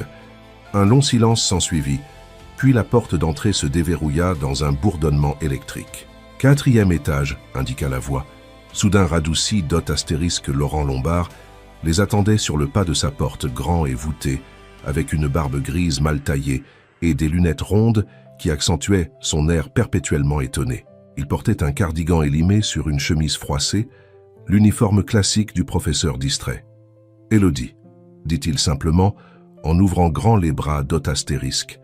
La fillette s'y précipita, trouvant dans cette étreinte un réconfort familier qu'elle n'avait pas ressenti depuis longtemps. « Entrez, entrez », les pressa-t-il ensuite, jetant un coup d'œil méfiant dans le couloir avant de refermer soigneusement la porte derrière eux, Astérisque, appartement. Du professeur était à son image, chaotique mais chaleureux. Des livres s'empilaient sur chaque surface disponible, des schémas complexes tapissaient les murs et diverses machines à différents stades d'assemblage occupaient les coins. Une odeur de café et de papier ancien imprégnait l'air. « Asseyez-vous, je vous en prie », dit-il en débarrassant à la hâte un canapé encombré de revues scientifiques. « Puis-je vous offrir quelque chose? Thé, café, j'ai peut-être des biscuits quelque part. » « Nous n'avons pas beaucoup de temps, professeur, » intervint Claire. « Nous sommes venus vous voir pour une affaire urgente concernant Antoine. » Astérisque. Le visage de Lombard se figea. « Antoine? Que se passe-t-il » Élodie, lui, tendit le boîtier récupéré à la banque. « Nous avons trouvé ça, professeur, c'est de papa. Et je crois que ça prouve que son accident n'en était pas un. » Astérisque Lombard prit le boîtier avec révérence, l'examinant sous tous les angles. « Les fils verts, » murmura-t-il. « Il l'a vraiment fait. »« Vous étiez au courant » s'étonna Claire. Antoine m'avait parlé de son système de sauvegarde incorruptible. Une idée brillante. Intégrer des circuits témoins dans chaque composant critique, capable d'enregistrer toute modification non autorisée. Il releva la tête, son regard passant de l'un à l'autre. « Mais pourquoi venez-vous me voir maintenant? Que sait-il » Passé, Astérisque. Ils lui racontèrent tout. La découverte du carnet et de la boîte cachée, les intrus au garage, la disparition de Moreau, l'hologramme à la banque et les hommes qui semblaient les traquer. Astérisque, Lombard écoutait attentivement, son visage s'assombrissant à mesure que le récit progressait. Quand ils eurent terminé, il se leva et ferma soigneusement tous les rideaux de l'appartement avant de revenir s'asseoir. « Ce que vous décrivez est extrêmement grave, » dit-il d'une voix basse. « Si Philippe Garneau est effectivement impliqué dans la disparition d'Antoine, et maintenant dans celle de Monsieur Moreau, nous devons être extrêmement prudents. » Astérisque. Il se tourna vers Élodie. « Tu dis que ton pouce peut déverrouiller les données ?» Astérisque. Elle acquiesça et posa son pouce sur le capteur du boîtier. Comme à la banque, un voyant vert s'alluma et la clé USB se déverrouilla. Lombard la prit délicatement et l'inséra dans un ordinateur portable sécurisé, isolé de tout réseau. Des lignes de code commencèrent à défiler sur l'écran, suivies de graphiques complexes et de séquences de données. « C'est extraordinaire », murmura-t-il, les yeux rivés sur l'écran. Antoine a réussi à capturer l'intégralité des communications électroniques dans la voiture au moment de l'accident. Et regardez ici. Il pointa une séquence particulière. Cette commande n'aurait jamais dû être envoyée au système de freinage. Elle a été injectée de l'extérieur.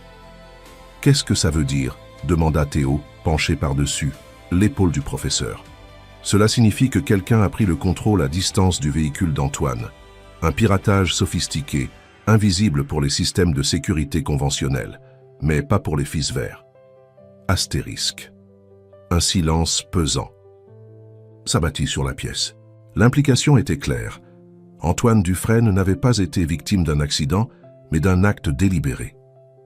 Et CE n'est pas tout, poursuivit Lombard en faisant défiler d'autres données. La signature électronique de l'intrusion correspond à un protocole propriétaire, un protocole développé par les laboratoires de recherche avancés d'automobiles Garneau. Astérisque Claire porta une main à sa bouche, horrifiée. « Mon Dieu, vous êtes en train de dire que Garneau a délibérément... » « Je dis que les preuves pointent dans cette direction, » coupa Lombard. « Mais nous devons être absolument certains avant. » De porter de telles accusations, Philippe Garneau est un homme puissant avec des connexions partout. Élodie, qui était restée silencieuse, fixait l'écran où s'affichaient les derniers moments de son père. « Comment on prouve que c'est... lui ?» demanda-t-elle d'une voix étrangement calme ***. Lombard réfléchit un instant.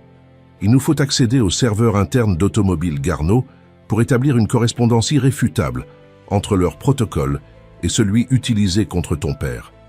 Mais c'est pratiquement impossible sans... »« Sans quoi ?» insista Élodie. « Sans quelqu'un à l'intérieur, » compléta Claire, comprenant où le professeur voulait en venir. Théo se redressa soudain. « J'ai peut-être une idée. Mon père, avant sa dépression, avait un ami qui travaille toujours chez Garneau, un ingénieur en sécurité informatique. Il n'aimait pas beaucoup les méthodes de la direction. « Tu crois qu'il accepterait de nous aider ?» demanda Claire, sceptique. « Je ne sais pas, mais ça vaut la peine d'essayer. » Astérisque. Pendant que Théo passait un appel dans une autre pièce, Élodie s'approcha de la fenêtre et écarta légèrement le rideau pour observer la rue en contrebas. La pluie avait recommencé à tomber, transformant l'asphalte en miroir liquide où se reflétaient les lumières de la ville. « Professeur, dit-elle sans se retourner, si nous arrivons à prouver ce que Garneau a fait, qu'est-ce qui va se passer ?» Astérisque Lombard s'approcha d'elle et posa une main paternelle sur son épaule. « La justice suivra son cours, Élodie, mais je te préviens, CE sera long et difficile. Des hommes comme Garneau ne tombent pas facilement. »« Je m'en fiche du temps que ça prendra, » répondit-elle avec une détermination farouche. « Je veux juste que tout le monde sache la vérité sur papa, qu'il n'a jamais commis d'erreur, qu'il essayait de sauver des vies. » Théo revint dans sa tête, la pièce, le visage animé par une lueur d'espoir. « Il est d'accord pour nous rencontrer, ce soir à 20h, au parc de la Tête d'Or, près de la Roseraie. »« C'est risqué, » objecta Claire. « Si Garneau a des hommes qui nous surveillent. »« C'est notre meilleure chance, » insista Théo. « Et Marc, c'est le nom de l'ami de mon père, a dit qu'il prendrait toutes les précautions nécessaires. » Astérisque Lombarde. Sembla peser le pour et le contre. « Je pense que nous devrions y aller, mais pas tous ensemble. CE serait trop suspect. »« Je vais y aller avec Théo, » décida Claire. « Élodie, tu resteras ici avec le professeur, c'est plus sûr. » Astérisque. La fillette allait protester, mais une sonnerie stridente l'interrompit. C'était son téléphone. Un numéro inconnu s'affichait sur l'écran. Hésitante, elle décrocha et mit le haut-parleur. « Élodie, c'est Sébastien Moreau. » Astérisque. Un soupir collectif de soulagement parcourut la pièce. « Monsieur Moreau, vous allez bien? Où êtes-vous » ? « Je n'ai pas beaucoup de temps, » répondit-il, la voix tendue et basse comme s'il chuchotait. « Écoute-moi attentivement. Ne retourne pas au garage. C'est un piège. Garneau a tout prévu. Il sait pour le projet Phénix pour les fils verts, pour tout. »« Comment ?» souffla Élodie abasourdie. « Il y a un traître parmi nous, Élodie. Quelqu'un en qui nous avions confiance. » Astérisque. Un frisson glacé parcourut l'échine de la fillette. « Qui ?» ?»« Je ne peux pas parler longtemps. Il me surveille. Rendez-vous ce soir, 22h, à la Croix-Rousse, devant l'atelier de soierie. Matelon. Viens seul. C'est important. » Astérisque. La communication se coupa brusquement, laissant les 4 occupants de l'appartement dans un silence stupéfait. « C'est forcément un piège, » déclara finalement Claire. « Pourquoi te demanderait-il de venir seul ?» Sa voix était étrange, remarqua Théo, comme sous contrainte. « Ou peut-être qu'il est vraiment le traître, » suggéra sombrement Lombard. Élodie secouait la tête, refusant cette possibilité. « Non, pas Monsieur Moreau. Il a tout fait pour nous aider, pour m'aider. Dans ce cas, quelqu'un d'autre nous a trahis, » insista Claire. « Et nous ne pouvons faire confiance à personne en dehors de cette pièce. » Astérisque Lombarde se laissa tomber dans un fauteuil, soudain l'air très vieux et très fatigué. « CE qui est certain, c'est que nous sommes au cœur d'une tempête. et je crains qu'elle ne fasse qu'empirer avant de s'apaiser. Astérisque dehors, la pluie redoublait, d'intensité.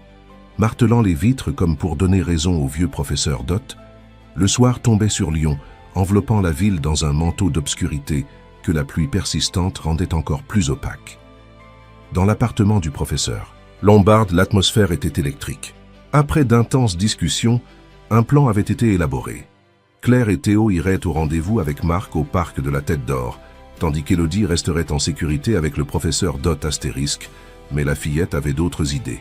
« Je dois aller voir Monsieur Moreau », insista-t-elle pour la énième fois campée devant la fenêtre, observant la pluie qui balayait les toits lyonnais.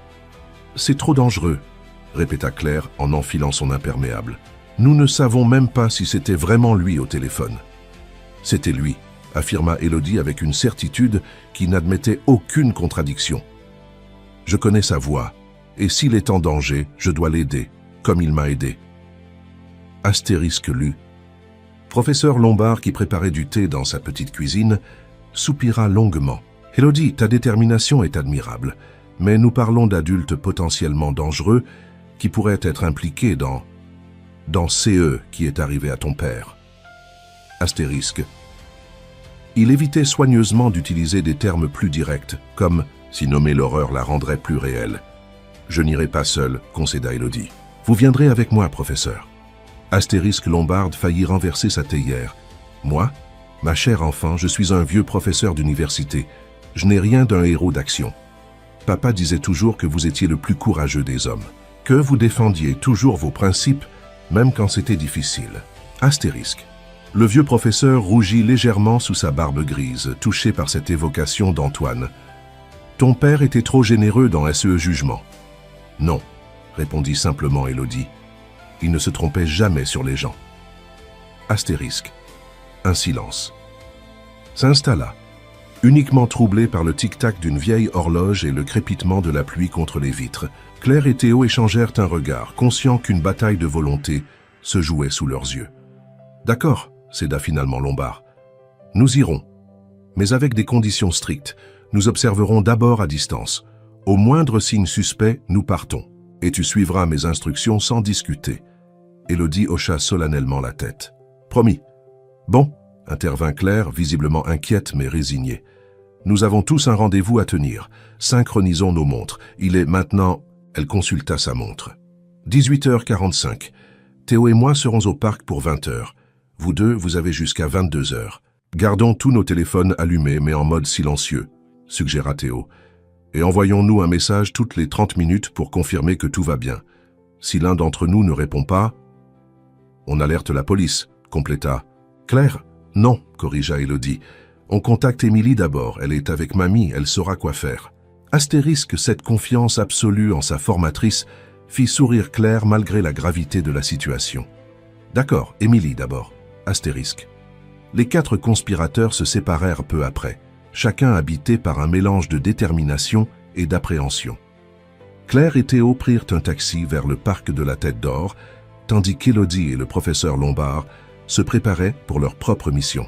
« Comment allons-nous nous rendre à la Croix-Rousse » demanda Élodie en aidant le professeur à enfiler son vieux manteau de tweed. « J'ai une voiture » répondit-il en sortant des clés de sa poche. « Elle n'est pas très impressionnante, mais elle nous y conduira. » Astérisque.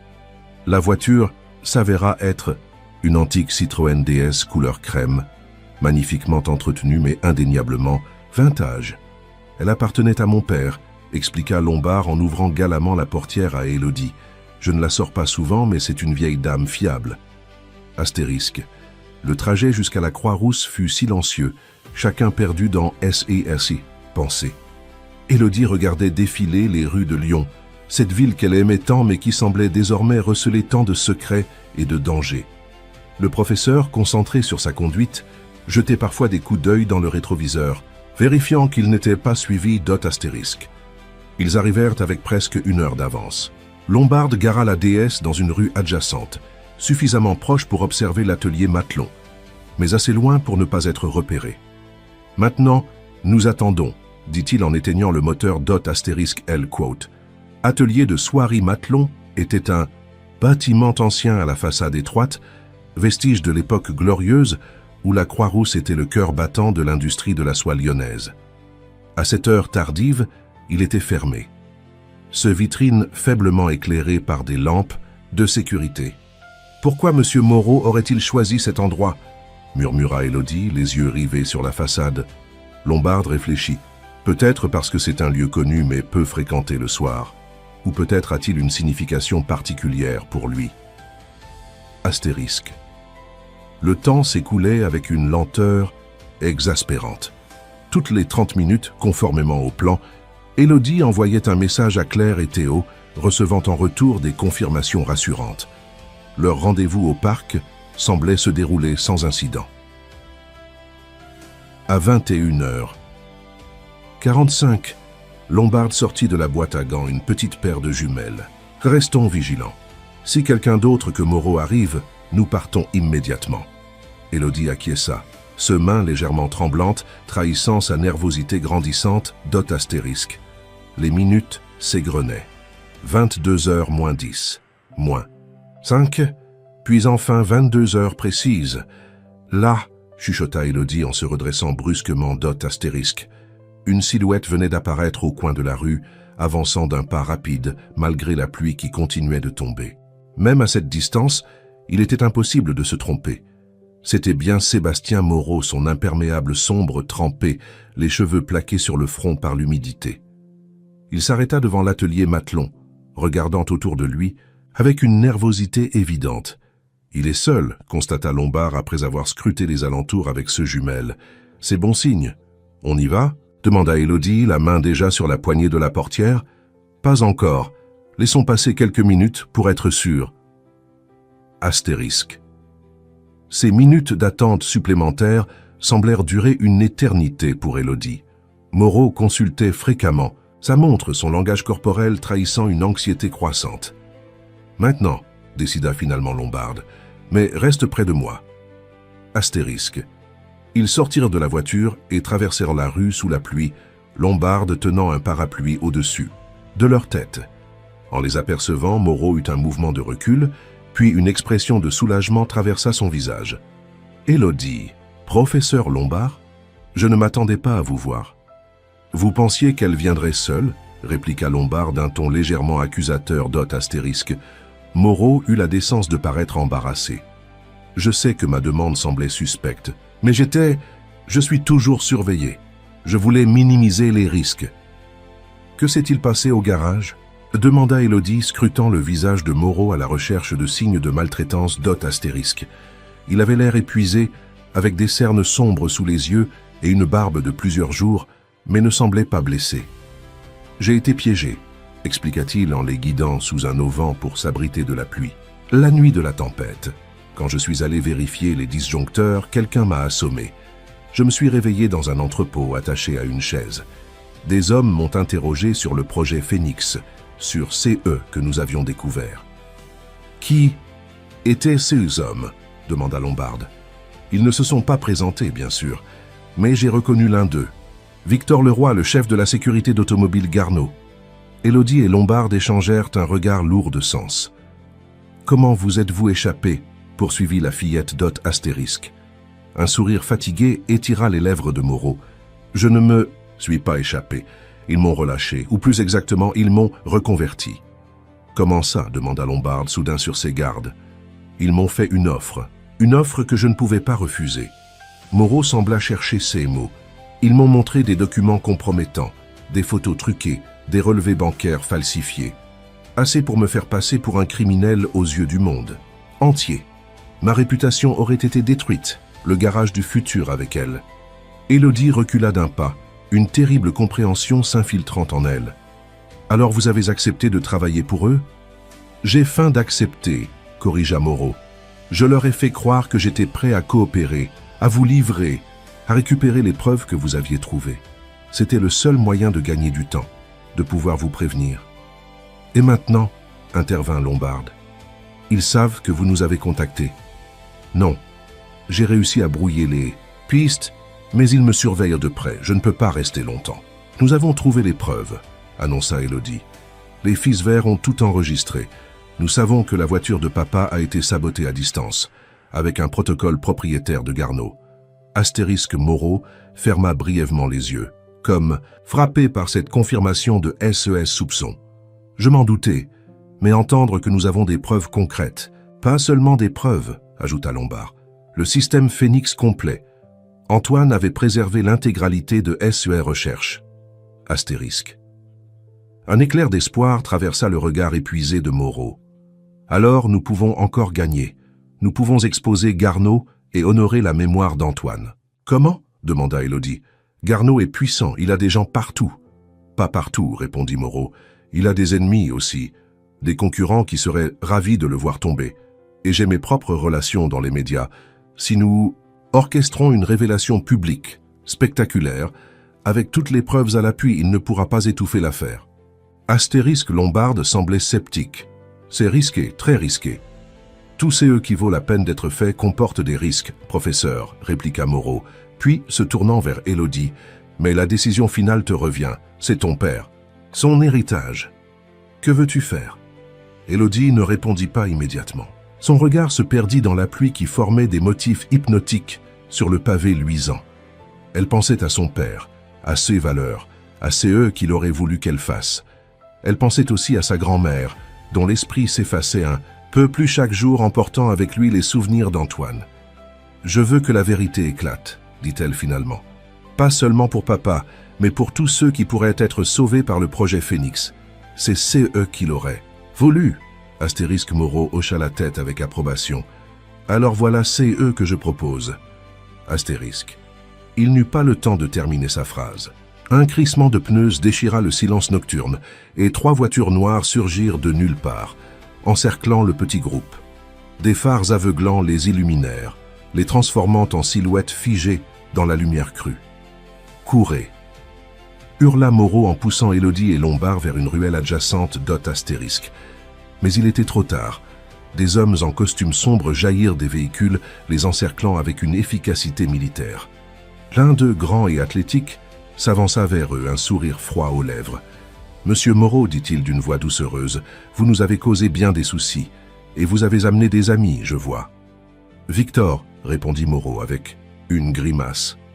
Je suppose que mes précautions n'étaient pas suffisantes.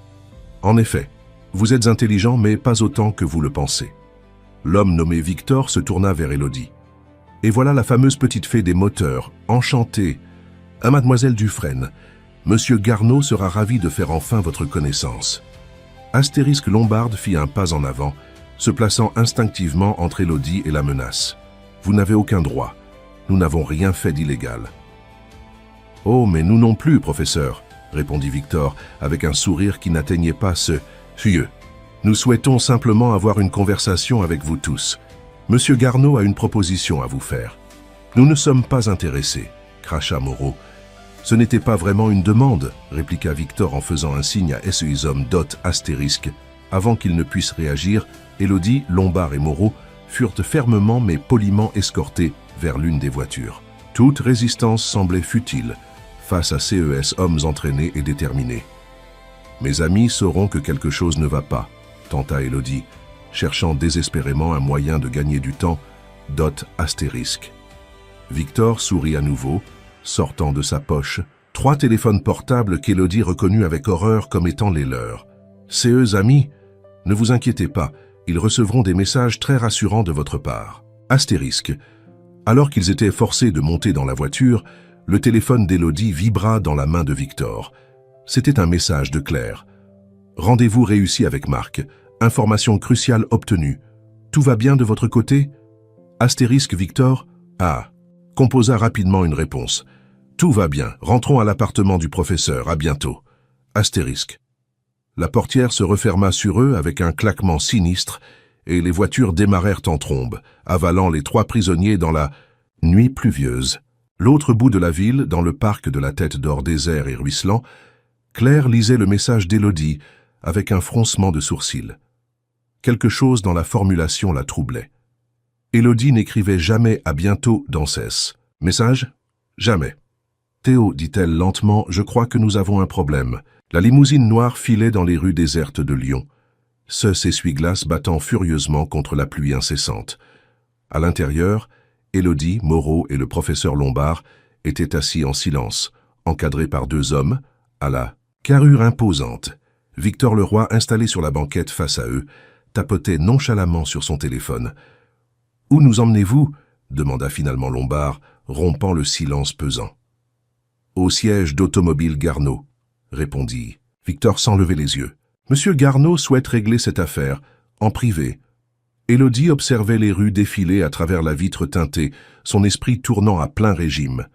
Elle n'avait pas peur, ou du moins, elle refusait de céder à la peur. Elle pensait à son père, à sa force tranquille face à l'adversité. Elle pensait aussi à Claire et Théo, qui avaient certainement compris que quelque chose n'allait pas. L'espoir n'était pas perdu d'Hôte-Astérisque.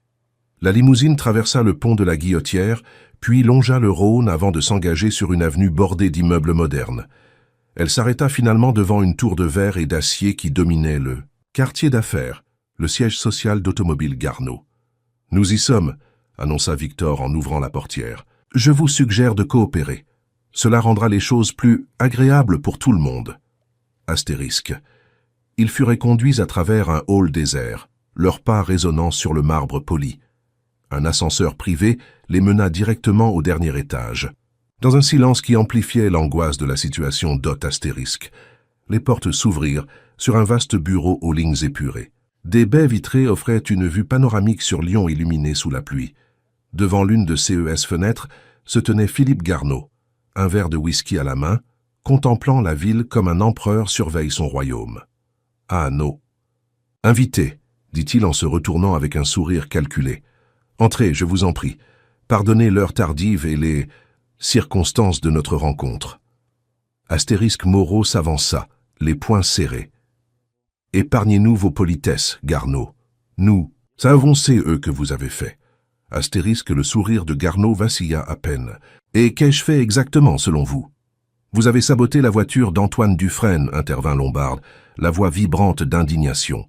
« Vous l'avez tué pour vous emparer de son projet Phénix. » Astérisque Garneau prit une lente gorgée de whisky, comme si l'accusation méritait d'être savourée. « Des allégations graves, professeur. Avez-vous des preuves ? » « Vous savez parfaitement que nous en avons, » répliqua Moreau. « Les fils verts ont tout enregistré. » Astérisque. Pour la première fois, une lueur d'inquiétude traversa le regard de Garneau. Les fils verts. Antoine et CES, métaphore poétique. Toujours à romantiser la technologie. Astérisque.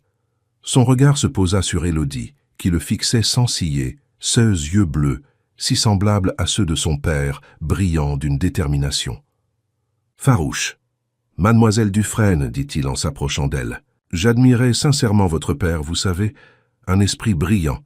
Nous avions simplement des divergences de vision. »« Vous l'avez tué, » répondit simplement Élodie, chaque mot comme un glaçon. « Pour de l'argent. » Astérisque Garneau secoua la tête, comme déçu par cette simplification. « Pour bien plus que de l'argent, mon enfant, pour l'avenir. » Le projet Phénix était révolutionnaire, certes, mais votre père était trop idéaliste. Il voulait le partager avec le monde entier, gratuitement. Imagine le chaos. Des technologies de pointe entre les mains de n'importe qui.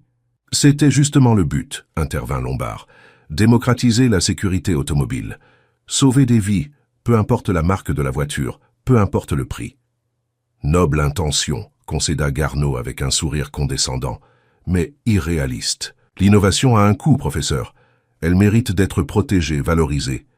Monétiser, vous voulez dire, cracha Moreau d'Hôte-Astérisque. Garneau haussa les épaules. Appelez cela comme vous voulez. Le monde fonctionne ainsi. Astérisque. Il retourna vers son bureau et posa son verre. Mais je ne vous ai pas fait venir pour débattre d'économie. J'ai une proposition à vous faire. Nous ne sommes pas intéressés, répliqua instantanément Moreau. Vous devriez au moins l'écouter, suggéra Garneau en ouvrant un tiroir de son bureau. Il en sortit un document qu'il posa devant eux. Voici un contrat. Il stipule que Automobile Garneau s'engage à financer le garage du futur à hauteur de 10 millions d'euros par an pour une durée illimitée. Vous, Monsieur Moreau, en resterez. Le directeur avec une totale liberté pédagogique. Astérisque. Il se tourna vers Élodie. Quant à toi, ma chère, tu recevras une bourse complète pour les meilleures écoles d'ingénierie au monde, ainsi qu'un fonds en fiducie qui assurera ton avenir, et celui de ta grand-mère. En échange de quoi ? Demanda Lombard méfiant. En échange de ceci, Garneau pointa du doigt la clé USB qui dépassait de la poche de veste de Lombard. Toutes les preuves, toutes les données du projet Phénix. Et bien sûr, votre silence absolu sur vos théories concernant Antoine Dufresne. Astérisque. Un silence pesant s'installa dans la pièce. Dehors, l'orage redoublait d'intensité. Des éclairs illuminant sporadiquement le bureau, comme pour souligner la tension dramatique du moment. « Vous nous proposez un marché ?» résuma Moreau, incrédule. « Après tout, c'est eux que vous avez fait ?»« Je vous propose une issue favorable pour tous, » corrigea Garneau. « Vous obtenez la sécurité financière, la reconnaissance professionnelle. Le garage du futur prospère. La mémoire d'Antoine est honorée à travers l'éducation de jeunes talents. Et moi, j'obtiens une technologie que je saurai valoriser correctement. Et si nous refusons ?» demanda Élodie, sa voix enfantine mais ferme résonnant dans le vaste bureau astérisque. Le visage de Garneau se durcit légèrement. « Alors vos preuves disparaîtront, tout comme vos réputations. Monsieur Moreau sera impliqué dans un scandale financier. Le professeur Lombard verra remonter à la surface d'anciennes accusations de plagiat académique. Quant à toi, Élodie, disons que les services sociaux pourraient s'interroger sur l'aptitude de ta grand-mère à s'occuper de toi. » Élodie sentit une vague de rage monter en elle, mais avant qu'elle puisse répondre, la porte du bureau s'ouvrit brusquement. Victor Leroy entra visiblement agité. « Monsieur, nous avons un problème. L'avocate, Beaumont et le garçon.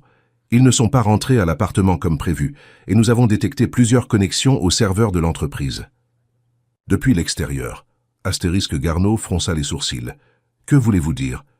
Quelqu'un est en train de télécharger des données sensibles. Des données sur le projet Phénix, sur l'incident Dufresne. Astérisque. » Le visage de Garneau se décomposa, passant de la surprise à la fureur en quelques secondes. Il se tourna vers ceux invités avec un regard accusateur. « Qu'avez-vous fait ?» Astérisque Moreau et Lombard semblaient aussi surpris qu'Élodie. Aucun d'eux ne comprenait ce qui se passait. *C quote est alors que le téléphone de Garneau sonna. Il décrocha avec réticence, son visage pâlissant à mesure qu'il écoutait. « Impossible !» murmura-t-il en raccrochant. « Complètement impossible !»« Que se passe-t-il » demanda Victor, alarmé par le changement d'attitude de son patron. « Les données, elles sont partout, sur tous les réseaux sociaux, dans les boîtes mail des journalistes, des concurrents, des autorités. » Garneau semblait avoir vieilli de 10 ans en quelques secondes. Quelqu'un a diffusé l'intégralité du dossier Dufresne, les preuves, les enregistrements des fils verts, tout. Élodie sentit un sourire se dessiner sur ses lèvres. Claire et Théo, ils avaient compris. Et avec l'aide de Marc, ils avaient agi astérisque. La porte du bureau s'ouvrit à nouveau, mais cette fois, CE n'était pas Victor Leroy qui apparut. C'était Claire Beaumont, accompagnée de Théo et d'un homme qu'Élodie ne connaissait pas. Probablement Marc. Derrière eux se tenaient plusieurs officiers de police en uniforme.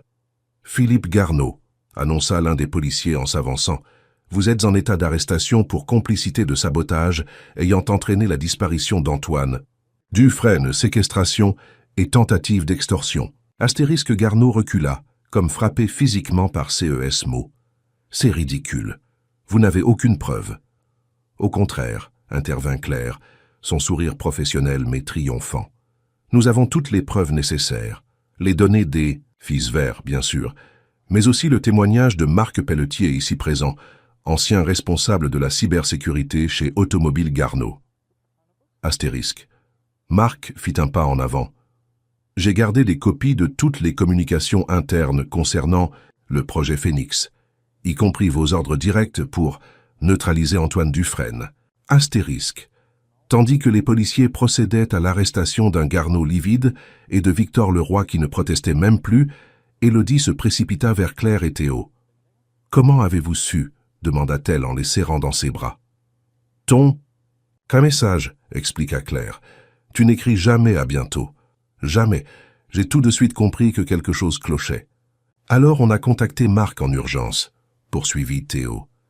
Il avait déjà préparé un dossier complet sur les activités douteuses de Garneau. Il ne lui manquait que les preuves techniques des fils verts pour compléter le puzzle. Et pendant que les hommes de Garneau vous cherchaient au mauvais endroit, Nous avons infiltré les serveurs de l'entreprise, compléta Marc avec une pointe de fierté professionnelle. Le reste, comme on dit, appartient à l'histoire. Astérisque. Quelques heures plus tard, l'aube se levait sur une Lyon lavée par la pluie nocturne. Dans la cuisine du professeur Lombard, Élodie, entourée de SE protecteurs improvisés, regardait les premières éditions des journaux s'afficher sur une tablette. Scandale chez Automobile Garneau, le PDG arrêté pour sabotage mortel. Le projet Phénix. Renaître de ses cendres. Une révolution éthique dans l'automobile. La petite fée des moteurs fait éclater la vérité. Les titres s'étalaient en gros caractères, accompagnés de photos d'Élodie, de son père, du garage du futur. Qu'est-ce qui va se passer maintenant? Demanda-t-elle, un peu étourdie par l'ampleur des événements. La justice suivra son cours, répondit Claire en lui servant un chocolat chaud. Garneau et SES complices seront jugés. Avec les preuves que nous avons, ils n'échapperont pas à leurs responsabilités. Et le projet Phénix, s'inquiéta Élodie. Il sera développé comme ton père l'aurait souhaité, assura Moreau. Ouvert, accessible, au service de tous. J'ai déjà reçu des appels de plusieurs constructeurs automobiles intéressés par une collaboration éthique. Quant au garage du futur, ajouta Théo avec enthousiasme, les inscriptions explosent. Tout le monde veut apprendre de la fameuse Élodie Dufresne et de son équipe. Élodie sourit, mais son regard restait teinté d'une certaine mélancolie. J'aurais aimé que papa puisse voir ça. Astérisque Lombarde posa une main paternelle sur son épaule. Il le voit, Élodie. À travers toi, à travers CE que tu as accompli. Les fils verts qu'il a créés ont fait bien plus que sauver sa mémoire. Ils ont perpétué sa vision. À ce moment, la porte de l'appartement s'ouvrit et Émilie entra, accompagnée de Mathilde Dufresne. La vieille dame, inhabituellement, alerte ce matin-là, ouvrit grand les bras en voyant sa petite fille. « Élodie, ma chérie !» Élodie se précipita dans l'étreinte de sa grand-mère, laissant enfin couler les larmes qu'elle avait retenues toute la nuit. « Tu lui ressembles. »« Tellement !» murmura Mathilde en caressant les cheveux d'Élodie. « Il serait si fier de toi. »« Tu te souviens de papa aujourd'hui ?»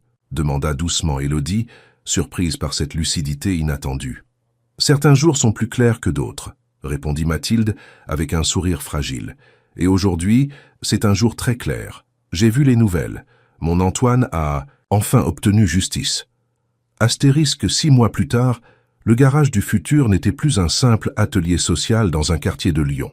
Il était devenu le centre névralgique d'un réseau d'écoles techniques gratuites qui s'étendait désormais dans toute la France. Financé par un fonds spécial alimenté par les dommages et intérêts du procès Garneau et par des donations de constructeurs automobiles éthiques, le projet avait pris une ampleur que même Sébastien Moreau n'avait pas anticipée. Dans la cour centrale du bâtiment principal, fraîchement agrandie, une cérémonie spéciale se préparait. Une estrade avait été dressée, des chaises disposées en rangs ordonnés, des banderoles colorées flottaient dans la brise légère de ces matins de printemps. Élodie, vêtue d'une robe bleue assortie à ses yeux, se tenait nerveusement en sa coulisse. À 8 ans et demi, elle s'apprêtait à prononcer le discours d'inauguration du mémorial Antoine Dufresne, un espace dédié à la mémoire de son père et à sa vision d'une technologie éthique et accessible. « Prête ?» demanda Moreau en s'approchant, élégant dans son costume sombre. Élodie inspira profondément. « Je crois. »« Tu vas être formidable, » la rassura-t-il, « comme toujours. » Astérisque. La foule qui s'était massée pour l'occasion était impressionnante.